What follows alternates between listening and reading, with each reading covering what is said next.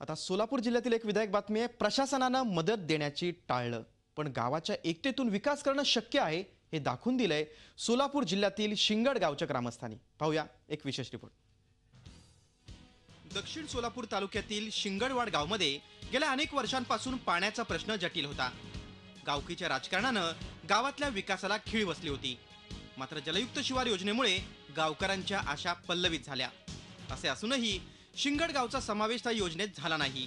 त्यामुळे ग्रामस्थांनी जिद्दीनं पाण्याचा प्रश्न सोडवण्याचा संकल्प सोडला आणि स्वखर्चातून नाला सरळीकरण रुंदीकरणाचं काम सुरू केलं।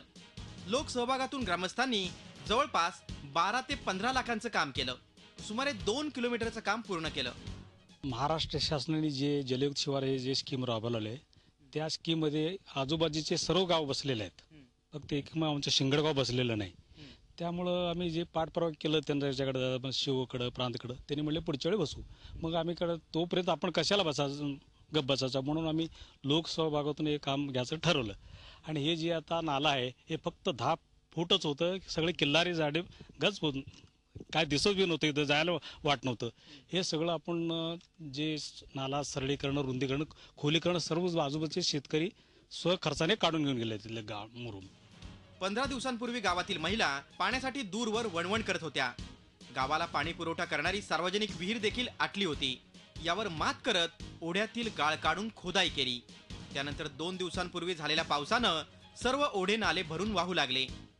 शिंगडगाव गावामध्ये गाव हे जलयुक्त शिवार अभियानामध्ये नसताना सुद्धा केवळ सरपंचांच्या धडाडी वृत्ती आणि त्या गावातील लोकांचे सहकार्य केवळ या कारणामुळे गावात म्हणजे जवळजवळ 12.5 ते 15 लाखापर्यंत जलयुक्त शिवाराचे काम झालेले आहे।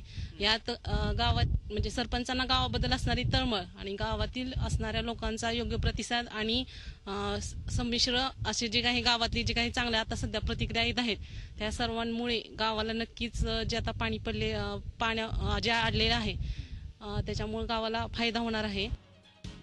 नाला सरळीकरण, खोलीकरणाला यश आलं असलं तरी ते पाणी अडवण्यासाठी संजय पवार, झी मीडिया, सोलापूर।